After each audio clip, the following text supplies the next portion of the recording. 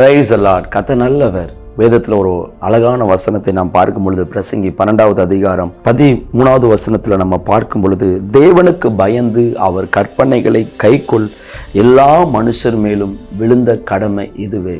நாம் படைக்கப்பட்டதனுடைய நோக்கமே என்னவென்றால், நாம் முதலாவது கர்த்தருக்கு பயந்து அவருடைய கற்பனைகளை நாம் கைக்கொள்ள வேண்டும்.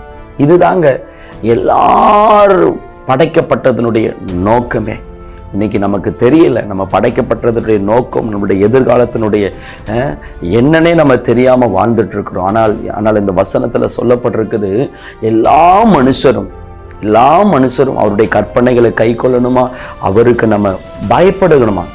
ஏன் நம்ம கற்பனைகளை நம்ம கை கொள்ளணும்னு பார்த்தோம்னா, சங்கீதம் 19வது அதிகாரத்தில் நம்ம பார்க்கும் பொழுது 7வது வசனம், 8வது வசனம், 9வது வசனம் சொல்லப்பட்டிருக்கிறது. கர்த்தருடைய வேதம் எப்படி இருக்குதா, குறைவற்றதா இருக்குது, ஆத்துமாவை உயிர்ப்பிக்கிறதா இருக்கிறதா. நம்முடைய ஆத்துமாவுக்கு இந்த வார்த்தை இருந்தாதான் அது உயிர்ப்பிக்கப்படுமா. அடுத்து பாருங்க, கர்த்தருடைய சாட்சி சத்தியமும் வேதையை, அதாவது படிப்பறிவில்லாதவர்களாக இருந்தாலும் கூட அவர்களை எப்படி ஆக்குதான் இந்த வேதம், கர்த்தருடைய கற்பனைகள் அவர்களை ஞானியாய் மாற்றுகிறது. 2 பாருங்க, இருதயத்தை சந்தோஷிப்பிக்கிறதா இருக்கிறதா.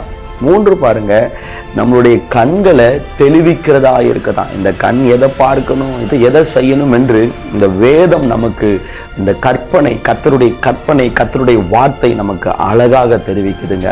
ஸோ இதை நம்ம கை கொள்ளுவோம்னா நம்மளுடைய வாழ்க்கையில கர்த்தர் ஒரு பெரிய சமாதானத்தையும் ஆசீர்வாதத்தையும் நன்மையும் அவர் நமக்கு தர அவர் உண்மை உள்ளவராய் இருக்கிறார். இந்த வேதத்தை கை கொள்ளுவோம், அவருக்கு பயந்து நடப்போம்.